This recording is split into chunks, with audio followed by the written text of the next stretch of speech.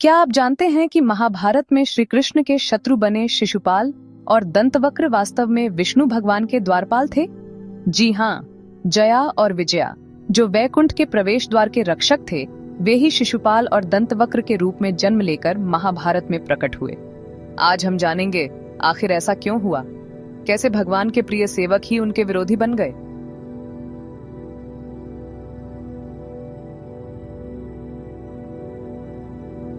वैकुंठ लोक जो भगवान विष्णु का धाम है, वहां के द्वार पर दो शक्तिशाली द्वारपाल खड़े रहते थे, जया और विजया। ये दोनों परम भक्त और भगवान के अनन्य सेवक थे। इनके बिना कोई भी वैकुंठ में प्रवेश नहीं कर सकता था। एक बार 4 महान ऋषि सनक, सनंदन, सनातन और सनत कुमार भगवान विष्णु के दर्शन के लिए वैकुंठ पहुंचे। ये ऋषि बाल स्वरूप में थे और अत्यंत तेजस्वी दिख रहे थे। जब वे वैकुंठ के द्वार पर पहुंचे तो जया और विजया ने उन्हें रोक लिया। द्वारपालों ने कहा, भगवान विश्राम कर रहे हैं, आप प्रतीक्षा कीजिए। ऋषियों को यह अपमानजनक लगा। वे बोले, तुम्हें भगवान के भक्तों को रोकने का अधिकार किसने दिया? तुम अहंकारी हो गए हो।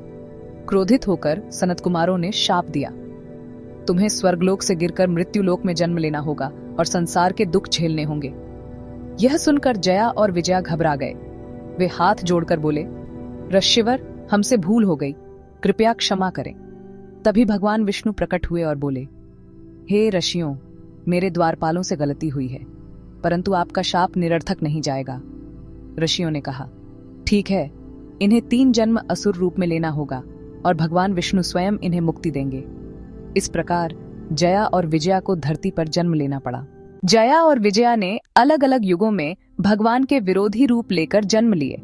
सत्य युग में वे हिरण्याक्ष और हिरण्यकशिपु बने।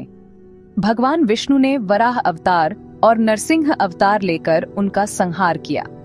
त्रेता युग में वे रावण और कुंभकर्ण के रूप में प्रकट हुए। भगवान श्री राम ने इनका वध किया। द्वापर युग में वे शिशुपाल और दंतवक्र बने और यहाँ महाभारत की कथा से इनका संबंध जुड़ता है। शिशुपाल चेदी देश का राजा था। जन्म के समय ही उसकी 3 आंखें और 4 हाथ थे। ऋषि ने भविष्यवाणी की थी कि उसकी मृत्यु उसके ही मामा श्री कृष्ण के हाथों होगी। शिशुपाल बड़ा होने पर कृष्ण का शत्रु बन गया और राजसूय यज्ञ में अपमानित होकर भगवान को गालियां देने लगा। श्री कृष्ण ने अपने सुदर्शन चक्र से उसका वध कर दिया।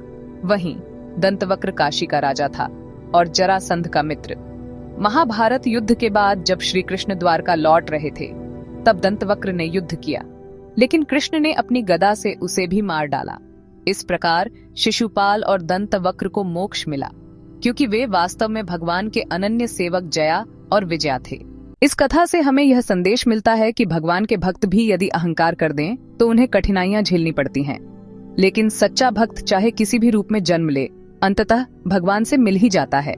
जया और विजया का यह चक्र हमें याद दिलाता है कि भगवान की लीला गूढ़ और अद्भुत है। महाभारत के शिशुपाल और दंतवक्र वास्तव में भगवान विष्णु के प्रिय द्वारपाल थे, जिन्होंने विरोधी का रूप लेकर भी भगवान के चरणों में स्थान पाया। दोस्तों, अगर आपको यह कथा पसंद आई हो तो वीडियो को लाइक और शेयर करें। ऐसी ही रोचक पौराणिक कथाएं जानने के लिए चैनल को सब्सक्राइब करना न भूलें।